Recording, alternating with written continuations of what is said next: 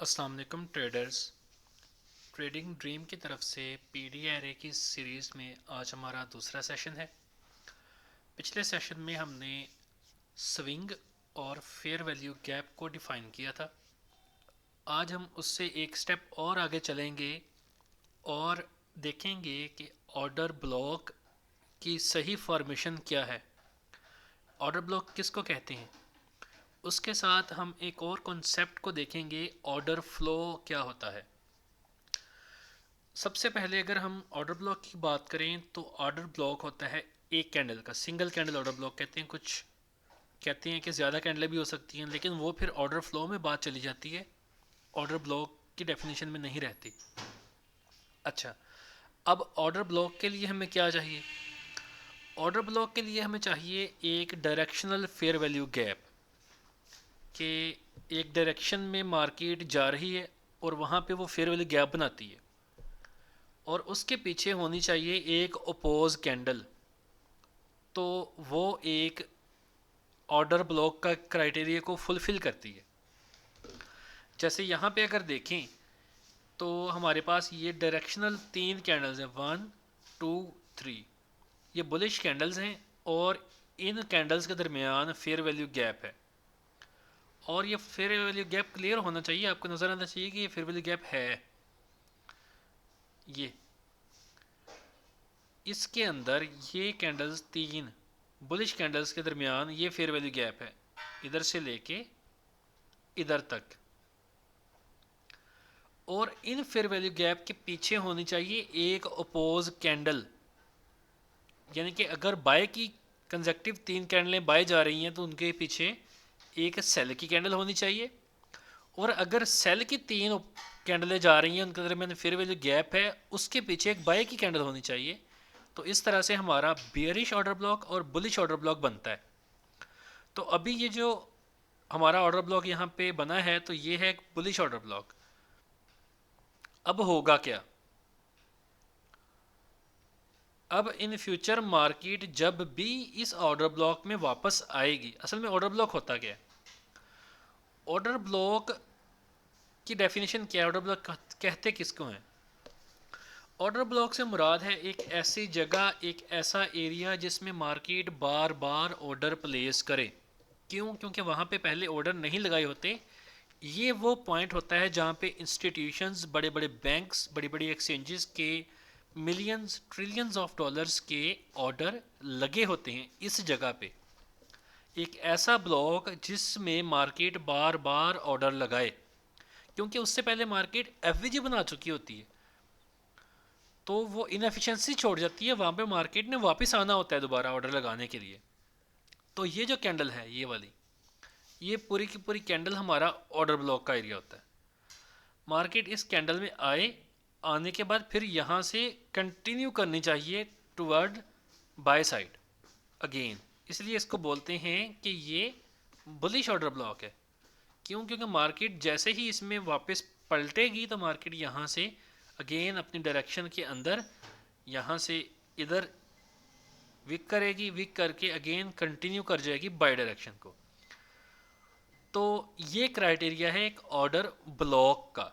इसको हम एक अपना ऑर्डर ब्लॉक कहते हैं। इसको अगर हम रिवर्स कर देंगे कि सेल की कंजेक्टिव कैंडल्स लगें और उनके पीछे एक बाय की कैंडल हो और वो फेयर वैल्यू गैप भी बना रही हो, तो वो हमारा एक बियरिश ऑर्डर ब्लॉक हो जाएगा और फिर वहाँ से मार्केट सेल साइड के लिए कंटिन्यू करेगी। ये तो हो गया हमारा एक ऑर्डर ब्लॉक का क्राइटेरिया।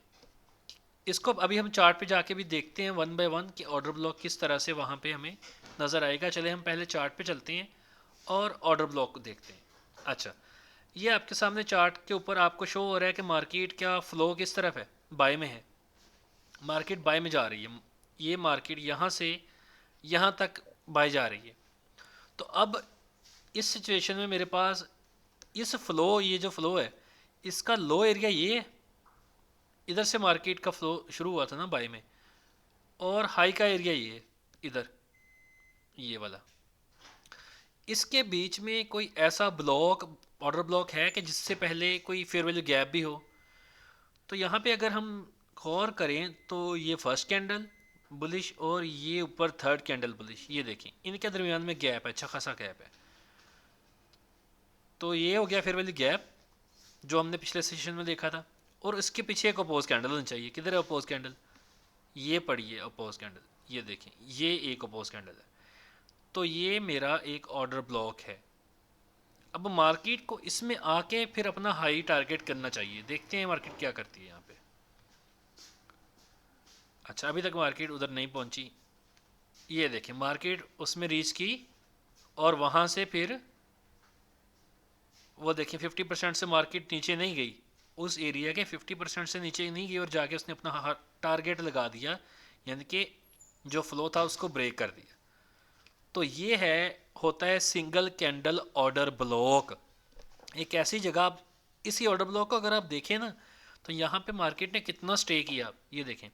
इसमें मार्केट एंट्री इस जगह पे 1 दिन, 2 दिन, 3, 4, 5, 6, यानी कि 6 दिन मार्केट ने इसमें स्टे किया है, पूरा एक हफ्ता। यहाँ पे बार बार ऑर्डर लगे हैं, फिर मार्केट ने कंटिन्यू किया आगे। तो ये होती है खूबसूरती ऑर्डर ब्लॉक की। हम एक और सिचुएशन, एक और सिनेरियो को देखते हैं यहाँ पे। अच्छा, अभी इस फ्लो को देखें। ये जो बाई का फ्लो है इधर से लेके यहाँ तक, इसमें कोई ऐसी कैंडल जिसके पीछे हमें अपोज कैंडल मिले और उससे आगे हमें मिले एक फेयर वैल्यू गैप। तो अगर मैं मार्क करूं इस पूरी लेग में, तो ये इस लेग का लो का एरिया है और ऊपर वाली साइड पे ये इस लेग का हाई का एरिया है। ये वाला, ये हमारा क्या है, हाई एरिया। अब इस पूरी लेग में अगर मैं देखूं तो ये एक ऐसी जगह है जहां पे फेयर वैल्यू गैप है और उसके पीछे एक अपोज कैंडल है। ये देखें, ये रहा फेयर वैल्यू गैप, है ना? तो इसके पीछे अपोज कैंडल होनी चाहिए। तो ये देखें अपोज कैंडल। तो ये वाला एरिया मेरा यहाँ पे बनेगा ऑर्डर ब्लॉक का एरिया। अब मार्केट इसमें आएगी और फिर कंटिन्यू करेगी। देखते हैं, मार्केट पहले इसमें आए ना, मार्केट इसमें एंटर हो गई, अब यहाँ से कंटिन्यू हो जाएगी। देखें मार्केट ने अपना हाई दूसरी ही कैंडल में ले लिया, लेकिन यहाँ तक पहुँचने में मार्केट में कितना देर लगा। देखें 1, 2, 3, 4, 5, 6, 7 कैंडलें मार्केट को लगी हैं इसमें रीच करने के लिए। लेकिन जब मार्केट वहाँ से निकली है तो कितनी शार्प निकली है ऑर्डर लगा के। दूसरी ही कैंडल में उसने अपना हाई को टारगेट कर दिया। अब हम आते हैं अपने दूसरे सिनेरियो की तरफ, ऑर्डर फ्लो पे। ऑर्डर फ्लो क्या होता है? ऑर्डर ब्लॉक जैसे हमने देखा कि हमारे पास फेयर वैल्यू गैप हो और उसके पीछे एक अपोज कैंडल होनी चाहिए। लेकिन ऑर्डर फ्लो में ऐसा नहीं होता। असल में फ्लो कहते किसको है? ऑर्डर फ्लो, कि एक फ्लो के साथ एक डायरेक्शन में ऑर्डर लगें। अगर फेयर वैल्यू गैप के पीछे एक से ज़्यादा कैंडलें हैं, मतलब 2 हैं, 3 हैं, 4 हैं, 5 हैं, तो वो हमारा होगा एक ऑर्डर फ्लो, ना कि ऑर्डर ब्लॉक। हमें एक इसमें क्या चाहिए, as it is fair value gap. जैसे ये फेयर वैल्यू गैप बना हुआ है, देखें इधर, ये कैंडल फर्स्ट और ये थर्ड कैंडल के दरमियान ये फेयर वैल्यू गैप है, और इसके पीछे 2, 3, 4 अपोज कैंडलें होनी चाहिए, 5, 6 तक भी ये जा सकती हैं। तो ये दो देखें अपोज कैंडलें आ गई, और ये कंजक्टिव बाय की कैंडल्स हैं और इनमें फेयर वैल्यू गैप भी है। अब मार्केट में इसका ये क्राइटेरिया नहीं है कि मार्केट इधर तक वापस आए, नहीं, ऐसा कुछ नहीं है। इसमें ये होता है कि मार्केट जहाँ से ऑर्डर फ्लो स्टार्ट हुआ है ना, ये एरिया, और मैक्सिमम इधर से कंटिन्यू कर जानी चाहिए, अदरवाइज वो वीक हो जाता है, उसमें इतनी ऑथेंटिसिटी नहीं रहती। इधर से मार्केट को निकल जाना चाहिए वीक लगा के, मार्केट वापस आए इस एरिया में कुछ इस तरह से, और यहाँ कहीं से निकल जाए ऐसे। तो ये होता है हमारा एक ऑर्डर फ्लो का एरिया। ऑर्डर फ्लो को हम इस तरह से ट्रेड करते हैं। अब हम चलते हैं चार्ट के ऊपर जाके देखते हैं ऑर्डर फ्लो को।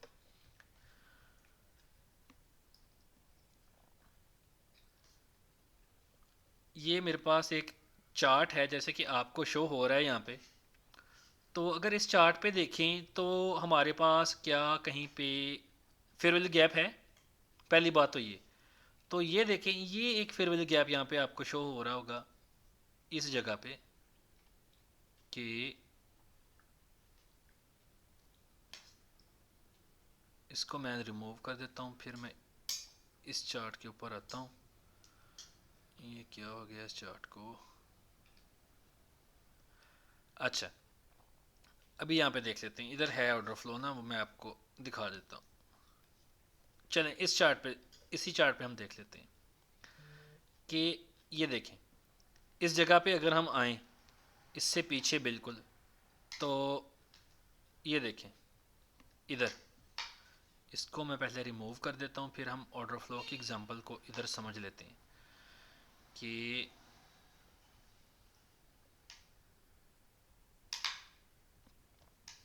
ये हमारे पास एक फेयर वैल्यू गैप है, डायरेक्शन अलग क्योंकि मार्केट बाय है ऑलरेडी, और यहाँ पे फ्लो के साथ ये देखिए, पहले फ्लो के साथ मार्केट में बाय की कैंडलें बनी हैं, फिर फ्लो के साथ मार्केट में सेल की कैंडलें बनी हैं, फिर बाय की कैंडलें बन रही हैं। और जब मार्केट ऑलरेडी पीछे से तो बाय डायरेक्शन है, ये देखें, ये बाय, ये सेलिंग का फ्लो थोड़ा सा आया, फिर बाय, फिर सेल आया, फिर फ्लो ज़्यादा बड़ा किस तरफ है आ रहा है, इस पूरे सिनेरियो में बाय पे आ रहा है ना। तो ये मेरा एक सेल का ऑर्डर फ्लो है, ये मेरा एक बाय का ऑर्डर फ्लो है। अब देखिए कि मार्केट ने इन 1 2 3 4 कैंडलों को अप साइड ब्रेक किया है, और यहाँ पे मार्केट ने फेयर वैल्यू गैप छोड़ा। ये देखें, ये फेयर वैल्यू गैप छूट गया यहाँ पे, ये फेयर वैल्यू गैप है।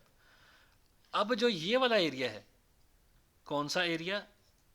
ये वाला, इस कैंडल का टॉप, यहाँ से ये मेरा ऑर्डर फ्लो था सेल का। अब मार्केट को कंटिन्यू हो जाना चाहिए इधर कहीं से, इससे ज़्यादा नीचे नहीं जानी चाहिए मार्केट, इस एरिया से कंटिन्यू होना चाहिए। विक्स लग सकती है लेकिन क्लोजिंग ना करे इसके नीचे, चलाए मार्केट को आगे। मार्केट उस एरिया में आई, और देखिए मार्केट किधर गई, वो देखिए मार्केट ने अपना टारगेट लगा दिया ना। मार्केट ने इस फ्लो का ये लो था, और इस फ्लो का ये हाई था, और मार्केट ने अपना हाई जो है, ये देखें इधर, मार्केट ने इसमें आने के बाद, इधर ऑर्डर लगाने के बाद अपना हाई जाके उड़ा दिया। तो ये हैं वो एक्चुअल एरियाज़ जहाँ पे बड़े बड़े इंस्टीट्यूशंस के, बैंक्स के और स्मार्ट मनी के ऑर्डर्स पड़े होते हैं, जहाँ से वो मार्केट को कंटिन्यू करवाते हैं। और इसी कॉन्सेप्ट को अगर आप थोड़ा सा बेसिक में जाएं तो पास्ट रेजिस्टेंस फ्यूचर सपोर्ट वाला जो कॉन्सेप्ट है वो आ जाता है। लेकिन उसमें असल जो कहानी होती है वो ये होती है कि वहाँ पे ऑर्डर फ्लो भी तो होना चाहिए। अगर ऑर्डर फ्लो है, फिर वाले गैप के साथ पीछे अपोज कैंडले हैं, तो फिर तो वो वर्क करेगा क्योंकि आप एल्गोरिदम के साथ जा रहे हैं। लेकिन अगर वहाँ पे फिर वाले गैप ही नहीं था कैंडल्स में, तो वो ज़ाहरी बात है फ्यूचर में वो जो पास की सपोर्ट थी वो नहीं चलेगी कभी भी। क्यों? क्योंकि वहाँ पे इंस्टीट्यूशनल का जो फेयर वैल्यू गैप है वो था ही नहीं। अगर तो गैप होगा तो वो लेवल चल जाएगा। तो ये वजह होती है जब आपके पास्ट सपोर्ट या जो फ्यूचर रेजिस्टेंस का क्राइटेरिया वो फुलफिल नहीं हो रहा होता, तो वो लेवल नहीं चलता। इस अंदाज से अब आप चीज़ों को देखेंगे तो आपको हर चीज़ समझ में आएगी और वर्क करती हुई भी नज़र आएगी। ये थे जी हमारे आज के 2 छोटे छोटे कंसेप्ट। इंशाल्लाह इन सारी चीज़ों को मिला के हम एक प्रॉपर अपना ट्रेडिंग मॉडल बनाएंगे।